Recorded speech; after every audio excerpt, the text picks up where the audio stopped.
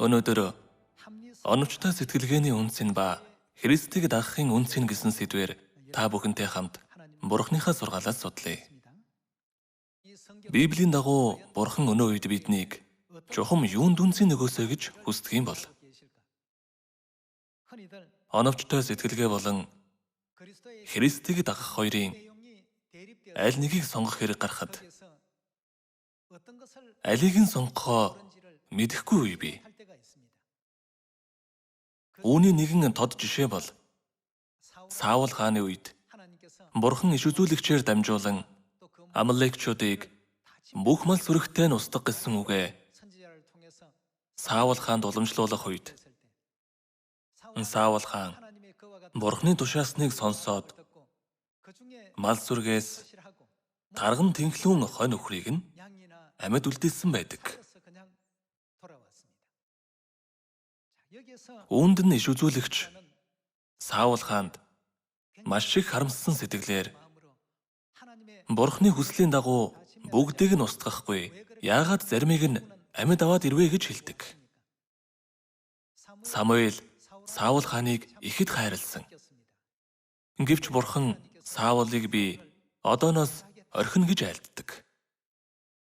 Оновчтой сэтгэлгээний үнцэн ба Христийг дагахын үнцэн. Ийм хоёр үнцэн эсрэгцэхэд Саул оновчтой сэтгэлгээг нь илүү гэж үзсэн. Итгэлийн замаар алхах явцад оновчтой сэтгэлгээнд үнцэн өгөх хүн ба Бурханы хүсэлд илүү үнцэн өгөх хүн гэсэн хоёр төрлийн хүмүүс бий. Оновчтой сэтгэлгээг нь мэдээж хэн хүнгүй хүлээн зөвшөөрнө. Уг нь тэрийг тэгвэл дээр юмсан гэсэн нь Саулын алдаа байсан. Бурхан нэгийг нь ч үлдээлгүй цөмийг устгах гэсэн шүү дээ. Гэтэл ард түмэн эдгээр малыг амьд үлдээгээд Бурханд дахил өргөхдөө хэрэгэлсэн нь дээр биш үү? Бүгдийг нь устгаад ямар ч үн цэнгүй болгосноос заримыг амьд үлдээх нь илүү ашигтай, илүү дээргэцгээдэг. Өөрөөр хэлбэл логик үндэслэлд нь илүү үнцэн өгсөн. Тиймд яалаа Бурханы үгийн үнцнийг орхигдуулсан. Үл ойшоосон. Иймэрхүү тохиолдол биднийг сайн мэдээний замаар алхах явцад олон зүйл дээр байнга л гарч байдаг. Саул хаан шиг салаа зам дээр зогсохдоо бид оновчтой сэтгэлгээг л дагах ёстой юу? Эсвэл логик үндэслэл багтай оновчгүй мэд санагдах Бурханы тушаасан замыг дагах ёстой юу? Христийн замыг дагна гэдгийг Библиэд дуулуурь гэсэн ганц үгээр илэрхийлсэн байгаа. Гэвч хүмүүс юм л бол өөрсдийнхөө оновчтой гэсэн сонголтоо дагна. Тиймдээ ч хүмүүс Бурханы үг байсаар байтал үл тоож өөрсдийнхөө бодол эрхцүүлэлд илүү ач холбогдол өгөн улмаар 1-р Самуэль 15-р бүлэгт гарсан шиг үр дагаварт хүрэх нь гарцаагүй юм. Итгэлийн замаар алхах явцад хувь хүнч бай, сүмч бай, альвааг дүгнэж сэгнэх шийдвэр гаргах хэрэгтэй үе бий. Ийм үед бид алинд нь илүү үнцэн өгөх ёстой бай. Оновчтой сэтгэлгээнд үү? Эсвэл Бурханы үгэнд үү? Ард түмэн анхнаасаа Бурханаар шалтгаалаагүй зүгээр л тарган хонь өхрийг нь амьд үлдээгээд авч явъя гэж хэлсэн бол Саул хаан тэднийг сонсохгүй байсан баг. Гэсэн чи юу гэж шалтгаалсан бэ? Эднийг амьд үлдээгээд Бурханд дахил өргөсөн нь дээр биш үү гэж Бурхантай холбож ярьсан. Сатан байнга л иймэрхүү юмар хүмүүсийг итгэлийг нь дэнсэлж байдаг. Цүлд 40 жилийн амьдралдаж яагаад Израиль ард түмэн байн гомдолж, дургүй цэд цүлд унаж, үхэж үрэгдсэн юм болоо?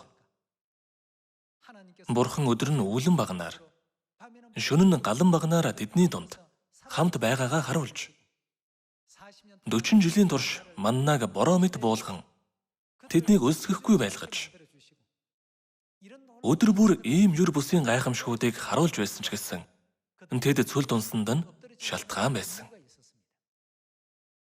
Юу дагсан болохоор тэрвэ? Бурхан үргэлж хамт байхад ч хүртэл тэд байнга л оновчтой санагдсан зүйлдээ үнцийг өгдөг байсан. Саул хааны үед бүгдийг нь устгах гэж бурхан тушаал буулгахад нь цөмийг нь устгаад ирсэн бол Саул хаан итгэлийн жишээ болсон хаан гэж тэмдэглэгдэх байсан байх. Гэтэл дуулуургүй байдлын жишээ болж хувирсан. Гэр бүлүүдээ эргэн тойрноос иймэрхүү зүйл шахаж шаардах үед бурхан бидэнд юу гэж айлдлаа гэдгийг байнга санд өгөх хэрэгтэй юм. Саул шиг буруу шийдвэр гаргаж оновчтой сэтгэлгээгээр хандах юм бол эцэст нь бурханы ариун тушаалыг орхиход хүрч ариун тушаалыг нь үн цэнгүй мэт болгох иймэрхүү байдал гаргах юм. Өнөөдөр тэр талаар Илчлэл 14-р бүлгээс бурханы үгийг судалж үзцгээе. 14-р бүлгийн 1-р ишлэлийг харвал харагтун Сион уулан дээр хураг зогсож байхыг би харлаа. Духан дээрээ түүний нэр ба эцгийнх нь нэр бичээстэй 144 мянган хүн түүнтэй хамт байлаа. Асар их усны чимээ хүчит аянгийн нүргэн шиг дуу тэнгэрээс сонсогдлоо. Миний сонссон дуу бол босоо ятгахчид ятгаар тоглож буй их шиг аямит байлаа. Тэд сэнтийн өмнө болон 4 амтан мөн ахлагчдын өмнө шин дуу дуулав. Дэлхийгээс худалдаж авсан 144 мянган хүнээс өөр хинч тэр дууг сурч ис чадав. Тэд бол өөрсдийгөө эмсээр бузарлаагүй хүмүүс юм. Учир нь тэд ариун аж. Тэд бол хургийг хаашаач явсан. Түүнийг дагдаг хүмүүс. Тэднийг бурханд болон хурганд анхны үр жимс болгон хүмүүсийн дундаас худалдан авсан ажээ гэсэн байна. Энэ маш чухал үг. Хургийг хаашаач явсан түүнийг дагдаг гэсэн байна. Эргэн тойрноос юу ч гэж хэлсэн бурхан яагаараа гэж тушаасан билээ гэдгийг бид бодох ёстой. Хаашаач явсан дагдаг хүмүүс зөвхөн Христийн үгийг үн цэнтэд үзэн Христэд л хамаг анхаарлаа төвлөрүүлдэг. Тэд оновчтой эсвэл махан биеийн хувьд ашигтай зүйл гэхээс илүү бурханы үг бүрийг нандиндаг болохоор хургийг хаашаач явсан дагаж чадсан. Египтээс гарч Канаан руу явах цөлийн 40 жилийн замдаж тэд Канааныг зорьсон бол Канааныг чиглэн чигээрээ явах ёстой байтал Канаанд ойртож очсноо буцчихна. Бурхан тэднийг илүү холуур тойруулна. Инх нь бидэнд ямар ч ашиггүй гэж тэд бодсон байх. Гэсэн ч бурхан тэр замаар хөтөлсөн. Тэгэхээр нь ард түмэн тэр замаас болоод дахиад дургуйтсаж гомдлолно. Бараг ирсэн байхад гэж. Сөүлээс Бусан руу явъя гэвэл дээгүүгээр дайрч явах хэрэг гарна. Тэгтэл яг дээгүүр рүү очиж явтал буцаад Суон руу хөтөлсөнд оновчтой санаа биш байна гэд ард түмэн гомдлож. Дахиад жаахан л явхад Бусан орох байтал яагаад дахиад буцаж яв гинвэ гэж. Иймээс галтмоогоо татгуулах явдалч гарч байсан. Гэр бүлүүдээ сайн мэдээний замаар алхахдаа бид байнга л өөрийн оновчтой гэснээ сонгох боломжгүй. Итгэлийн ертөнцийн тухайд бол бидний оновчтой гэж үзснээс авгүй давуу олон тушаал бий. Илчлэл 14-р бүлэг тайлбарлсан дэлхийгээс аврал авсан хүмүүсийн итгэлийн онцлог шинж нь тэд зөвхөн хургуулсан Христэд үн цэнэ өгсөн байдаг. Хурга бид бүхнийг аврал руу хөтлөхийн тулд тэгсэн байжээ гэж. Зөв зүйтэй ухаарад тэр замаар явна. Замдан дээрээс нар төөннө үү? Хайрах чулуу тэгэлнэ үү? Өргөс зам байна уу хамаагүй. Гэсэн ч ер нь хүмүүс ихэвчлэн аль нь илүү оновчтой вэ гэдэг талаас нь эхэлж боддог. Гомдлож тэр байдал өөрсдөд нь ямар утга учиртай болохыг асууж маргана. Харин Илчлэл 14-р бүлэгт гарсан эдгээр хүмүүс бол хаашаач явсан өөр ямар нэг юмыг асуудал болгодоггүй. Бидний авралын төлөө л ингэж байгаа гэдэгт итгэж зөв ухаарсан болохоор тэр. Гэр бүлүүдээ бид эмэгтэйн үлдсэн үр удмын хувьд мөнхийн Тэнгэрийн хаанчлал явъя гэвэл Бурхан яагаад тэгсэн бол гэж эхлээд Бурханы хүсэлд үнцийг өгч боддог байх хэрэгтэй юм. Оновчтой сэтгэлгээнд үнцийг өгөх нь ер нь л өөрийгөө төв болгосон үзэл бодлоос нь үүдэлтэй байдаг. Бүх үнцнийг Христэд өгдөг хүмүүс бол хизээж өөрийгөө төв болгодоггүй, Христийг төвөө болгодог. Үлдсэн итгэлийн амьдралдаа бид ийм л байх учиртай юм. Хуучин гэрээнээс хэдэн жишээ нэмээд үздэцгээе. Йошуа 6 дугаар бүлгийн 1-р ишлэлийн үг. Израилийн хөвгүүдээс болж Ерихо чанд хаагдсан бөгөөд хинч гарч орохгүй байв. Эзэн Йошуад харагтун би Ерихог хаан тань эрэлхэх хүчит эрсдийн хамт чиний гарт өгсөн. Та нар хотыг тойр. Тэгэхдээ бүх дайчин эрс хотыг нэг удаа тойрогтун. Үүнийг 6 хоног хий. Мөн 7 дахилж хусын эврээр хийсэн 7 бүрээг авдрын өмнө авч явах ёстой. 7 дахь өдөр нь та нар хотыг 7 удаа дойрч дахилч нар бүрээг үлээхтун. Тэд хуцын эврийг уртаар хөнгөнүүлэх үед та нар бүрээн дууг сонсоод бүх хүн маш чангаар уухайлан хашгиралдах ёстой. Хотын хаан доош нуран унах бөгөөд хүн бүр чигээрээ дарин гар гэлээ. Тэгээд нууны хүү Йошуа дахилч нарыг дуудан гэрээний авдрыг өрг. Хуцын эврэн 7 бүрээг 7 дахилчид бариулан эзний авдрын өмнө явуул гэж хэлв.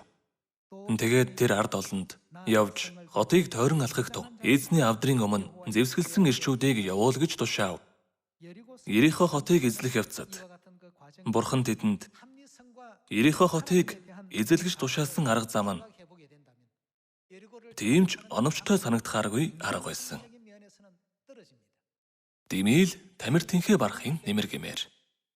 Тэртээ тэргүү 40 жил цөлийн амьдралд ядаж туйлдчихад байсан ард түмнийг яагаад дахин Ерихо хотыг тойргээд байгаа юм бол? Тэрний оронд хотын хан хэрмийг эвдэж эсвэл зэр зэвсэг агсаад дайсны хуарн руу довтол гэсэн бол арай амар байх байтал өдөр бүр хотыг зүгээр тойроод байхаар харин ч Ерихогийн хүмүүс Израиль ард түмэн биднээс айгаад довтолч чадахгүй хот тойроод л эргэлдээд байна даа гэж тэдэнд доромжлуулах биш үү? Ингэж логик талаас нь авч үздэг хүмүүс бол ихэнх нь ингэж бодох байх.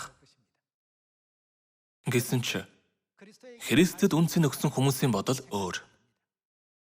Тэр үгийг, тэр тактик, тэр аргыг хэн тушаасан бэ? Бурхан тушаасан. Хүмүүсийн төдий хүртэл хуримтлуулж ирсэн дуршлагаар бол энэ нь боломжгүйч.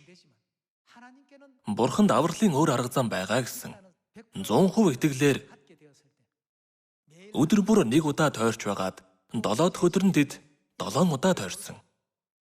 Нэгэн зэрэг хашгир гэж Бурханы зааж өгсөн аргыг дагахад түүхэнд ганц ч удаа болж байгаагүй гайхалтай үйл хэрэг гарсан байдаг. Хот аяндаа норж унсан. Гэр бүлүүдээ логик сэтгэлгээтэй хүмүүс ихэвчлэн гомдлож дургуйтдаг. Яагаад гэвэл тэд өөрсдийн төдий хүртэл хуримтлуулж ирсэн туршлагадаа үнцийг өгдөг. Бурхны үгийн үнцний тухайд ярихад урд өмнө бидний огт тулгарч үзээгүй зүйлс дэндүү их. Иймээс Саул хаанч түнд бүдэрсэн. Искариотын Юдас ч адилхан бүдэрсэн. Тэрүүн дахилж хуулийн гүйш ард түмнээс хүндлэл хүлээсэн тэр хүч нөлөөг шин шашин гэж болохоор Есүс итгэдэг энэ шашин чухам дийлэх үү? Тэр агуу Ромыг нурааж дийлнэ гэж үү? Гэж тэр бодсон.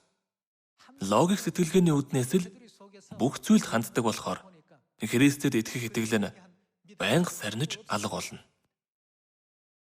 Итгэлээ алдсан учраас л эцэст нь тэрээр Есүсийг 30 мөнгөн зосоор барьж өгч зархад хүрдэг. Тиймд орон мөч бүрд оновчтой сэтгэлгээний үнц нь ба Христийг дагахын үнц нь хоёрын аль нэгийг нь сонгох ёстой үе их тулгардаг. нэг сонголт нь өөрийн туршлага дээр тулгуурладаг. Бас нэг сонголт нь Бурхны тушаал. Туршлагадаа тулгуурласан бодлоо хайж чадвал Бурхны хүслийг бүрэн дагаж чадна шүү дээ. Өнгөрсөн үеийн альва зүйл нь биднийг сургахын тулд тэмдэглэгдсэн гэж байдаг учраас бидэнд ямар сургамж үлдээхийн төлөөх Бурхны хүсэл үүнд шингэсэн бол үүнийг бид сайтар нэгтлэх хэрэгтэй юм.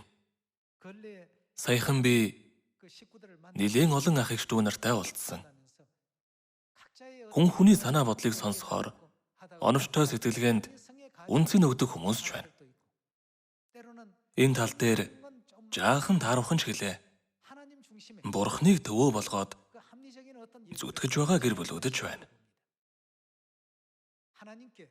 Бурханд өөрөөр хэлбэл Христэд илүү их үнцэн өгч чадсан хүмүүс илүү сайхан үр дүнд хүрсэнийг бид харж болно. Би энэ ажлыг удаан хийсэн болохоор яаж сайн хийхээ мэднэ. Энэ ажил хэрхэн явагддгийг би мэднэ. Бүгдийг нь сайн мэднэ гэд дандаа оновчтой талаас нь л боддог хүмүүс бий. Тэд итгэлийн амьдралдаа 100% тийм сэтгэлгээгээр хандвал эцсийн дүнд Бурхныг ч логик сэтгэлгээнийхээ доор тавих мөч гарцаагүй ирнэ. Та бүхэн ч би ч ертөнцид амьдрах та логик үнцнийг илүүд үзэх ёстой юу? Христэд илүү үнцэн өгөх ёстой юу? Ийм хоёр салаа замын аль нэгийг нь сонгож шийдвэрээ гаргах шаардлагатай үе ирэх нь дамжиггүй. Ийм үе тулгарх болгонд үргэлж Христийн талд зогсож Христэд илүү үнцэн өгч чаддаг болбол үр дүн нь ялалт. 12 тандагч Канааныг тандах үедээ 10 тандагч нь маш оновчтой үг хэлсэн.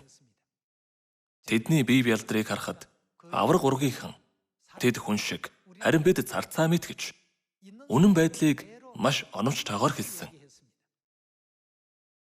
Гэсэн ч нэг зүйл хассан нь Христийн үн цэнийг тэд хасчихсан.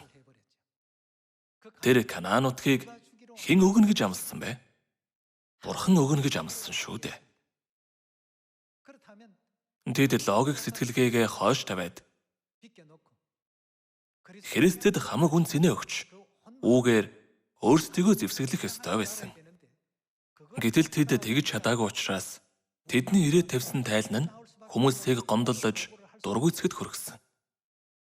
Тэгээд бүх ард олныг үхэлд хүргэх үр дагавар авчирсан. Гэр бүлүүдээ уг нь оновчтой сэтгэнэ гэдэг сайн хэрэг. Оновчтой шийдвэр гаргах чадвар бол хүнд байх ёстой хамгийн чухал чанар. Харин бүх зүйлд оновчтой гэснээ сонгох гэвэл итгэлийн ертөнц маань бүрэн суурна. Учир нь оновчтой сэтгэлгээ бол бидний 3 хэмжээст ертөнцид хуримтлуулсан туршлагаараа олж авсан мэдлэг ухаан шүү дээ. Харин Бурхан бүхнийг 4 хэмжээст 5 хэмжээстийн өнцгөөс хараад бидэнд үгээ айлддаг. Өнөө үед олон хүн Бурханд итгэхгүй, ойлгохгүй байгаа шалтгаануудын нэг ч бас яг үүнтэй холбоотой. Йошуа, Калеб хоёр хэдийгээр тэд том бадруунч гэлээ, тэдний Бурхан нь тэднээс зайлуулагдсан. Бурхан улаан тэнгисийг хувааж Египтийн хүчрхэг цэргүүдийг усанд оршуулж биднийг Египтээс аварсан.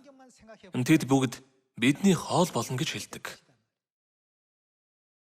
Бурханд үнцэн өгсөн Йошуа, Калеб хоёр оновчтой сэтгэлгээний үүднээс хандсан 10 дандагч. Үүнийг бид харьцуулж үзэх хэрэгтэй. Сайн мэдээний замаар алхангаа бид жаахан илүү үедээ би хүчтэй гэж, жаахан дутуу үедээ би хүчгүй гэдэг өөрсдийнхөө бодлыг хаях хэрэгтэй. Бидэнд бол хизээ ямагт хэн байгаа вүлээ? Бурхан. Матай 28 дугаар бүлэгт Бурхан бидэнтэй хизээ хүртэл хамт байна гэлээ. Эцэг хүү, ариун сүнсний нэрээр тэдэнд баптизм хүртээ. Тэгээд сайн мэдээ тунхаглаж байгаа та нартай үеийн төгсгөл хүртэл хамт байх болно. Тиймд яв. Явж бүх хүнийг дагалдуулах тун. Та нарт тушаасан бүгдийг минь тэдэнд ч бас зааж өгөөд тэднэр захиул гэж айлдсан.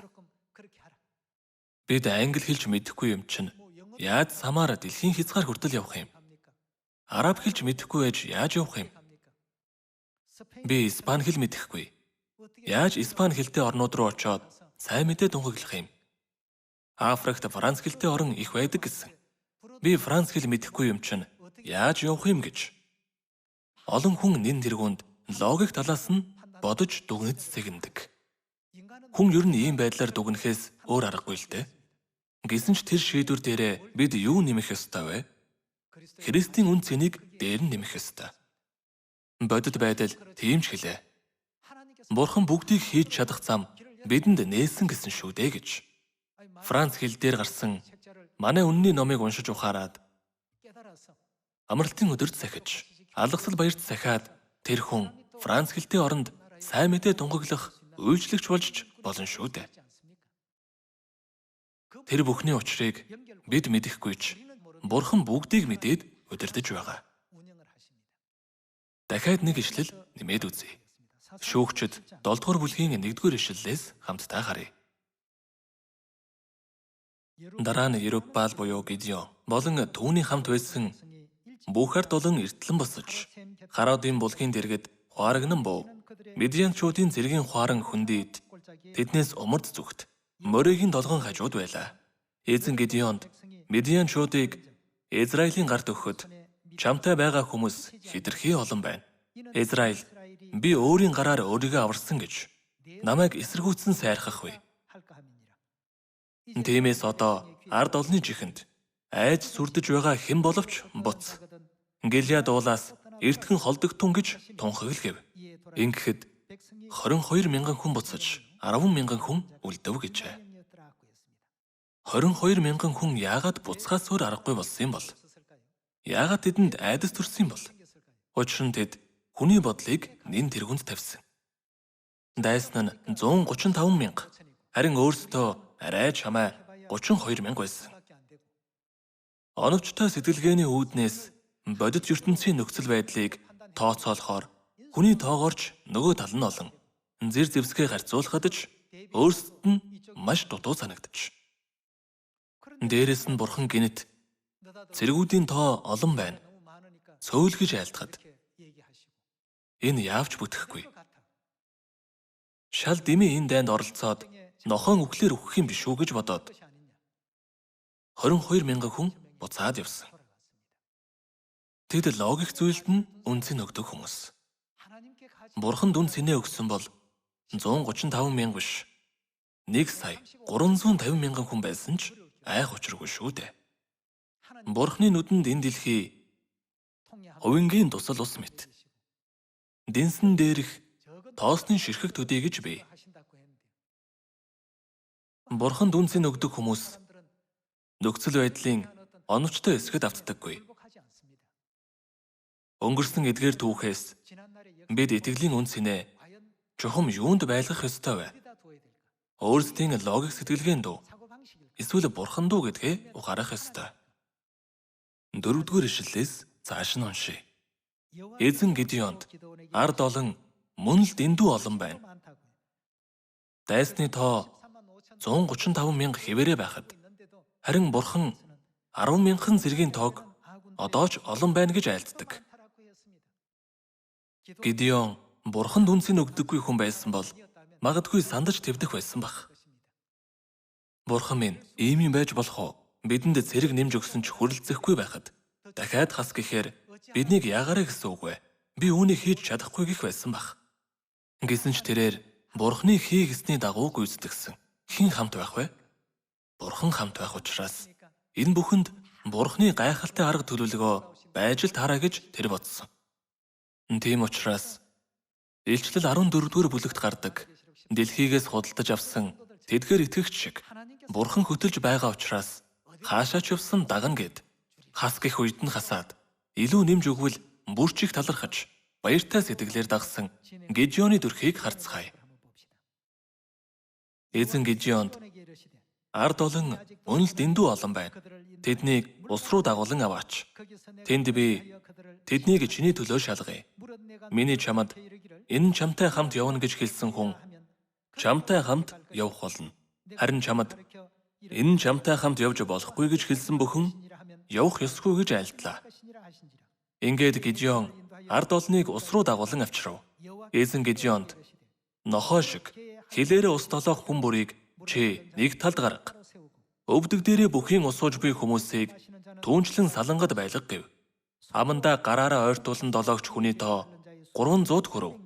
Харин үлдсэн хүмүүс бүгд өвдөг дээрээ бүхийн усууж байлаа гэжээ. Та бүхний сайн мэдэж байгаачлан энэ бол дүгнэлт. Эцэст нь 300 хүн үлдээгээд бусдыг нь буцаасан. Тэр 300 хүнээр Бурхан Гидеоны зүүдлээч үгүй, бодоочгүй зүйлийг хийдэг. Тэр үлдсэн 300 цэргийн урд өмнө нь төсөөлж байгаагүй зүйлийг Бурхан хийсэн.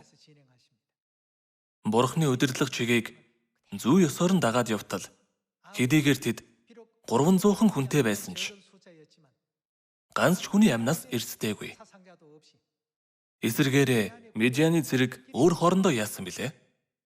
Бие биенийгээ дайсан гэж андуураад шүнжин нэгнийгээ илдээр хөнөөж тэр шөндөө маш олон хүн үгсэн байдаг. Бурханы арга төлөвлөгөө үнэхээр юр бусын. Ийм үйл явдал Гидеоны үед л байсан. Өнөө үед байхгүй юу? Тэрхүү түүхийг удирдсан Бурхан энэ үеийн сайн мэдээний үйл хэргийг ч мөн удирдах байгаа. Тиймээс миний хэлхийг хүссэн зүйл бол оновчтой сэтгэн гэдэг муу зүйл биш ч гэлээ. Үүний үн цэнийг Христийн үн цэнээс илүү дээгүүр тавих юм бол итгэлийн амьдралд үргэлж асуудал үүснэ. Тийм учраас бид хизээч, хаанч, эцэг эх маань ямар ч сургаалаа альцсан оновчтой сэтгэлгээний үн цэнээс илүү Христийн үн цэнийг илүүд үздэг болж гэмээн мөнхийн Тэнгэрийн хаанчлал явж чаднаа гэсэн үг. Тэгэх үед л сая нэг дуулуур гэдэг юм гарч ирнэ. Авраамд 100 настайд нь гарсан хүү Исаак хичнээн инхрийн нандин байх вэ? Гэтэл Бурхан түүнийг дахлаар өргөсөн. Хэрв Авраам оновчтой сэтгэлгээний үүднээс хандсан бол Бурхан минь 100 наснд минь арай гэж хүү зөвшөөрчхөөд тэр хүүг минь одоо дахлаар өрг гэв. Энэ дэндүү хатуу хандаж байгаа хэрэг биш үү? Бурхан таач бас бидний эцэг байж эцгийн сэтгэлийг мэдэхгүй гэж юу гэж гомдол өжж мэднэ. Гэвч Авраам, Ноа, Мосе гээд тэд бүгд юунд үнцийг өгсөн бэ? Итгэлтэй гэгддэг хүмүүс бүгд Бурханы хүсэлд үн цэнэ өгсөн. Өөрийн чинь бодол энэ замаар нь яв гэж хэлсэн ч Бурхан тэр замаар нь яв гэж айлдвал тэр нь зөв зам. Тэгээд л Авраам эсэргүүцээчгүй, их нэртэйгээ зөвлөлд өгчгүй Исаакийг Морио ул руу дагуулад явдаг. Исаакт шатаал дахилт хэрэглэх мөчөр үүрүүлээд явсан. Исаак замдаа ингэж асуудаг. Аава, өмнө нь та Бурханд дахил өргөх хоноо дандаа авч явдаг байсан. Харин өнөөдөр хонь алга байх юм гэж. Авраам юу гэж хэлсэн бэ? Чи дахил болно гэж хэлж чадахгүй учраас Бурхан бүхнийг хангана гэж хэлдэг. Тэгээд шатаах модоо өрж дахлын ширээ босгоод Исаака чанга хүлж тавьсан. Тэгээд хүүгээ золиослох гэх үед нь Тэнгэрээс Бурханы дуу сонсогдсон. Авраамаа, Авраамаа гэхэд тэр эзэн минь үгээ айлдна уу гэдэг.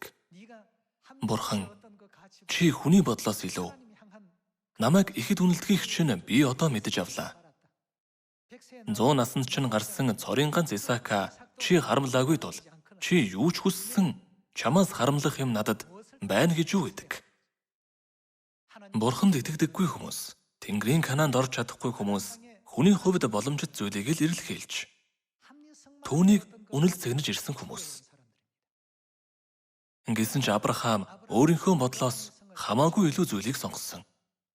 Авраам өөрийнх нь бодлоос хавьгүй илүү Бурханы үгэнд илүү үнцийг өгсөн тул эцэст нь Исаак амьдарч өөрөө ч өрөөгдөж бүх зүйл сайн үр дүнгээр дууссан биш гэж юу? Бид юунд үнцийн нөгөөд энэ сүүлчийн сайн мэдээний замаар алхах нь зөв болоо? Үүнийг заавал нэг удаач болов бодоод үзээрэй. Оновчтой байдлын талаар ярьсан чинь католик шашны зарчмын дэлгэрэнгүй тайлбар номны 15 дугаар хуудсанд гардаг 10 тушаалын ангилал санаанд орлоо.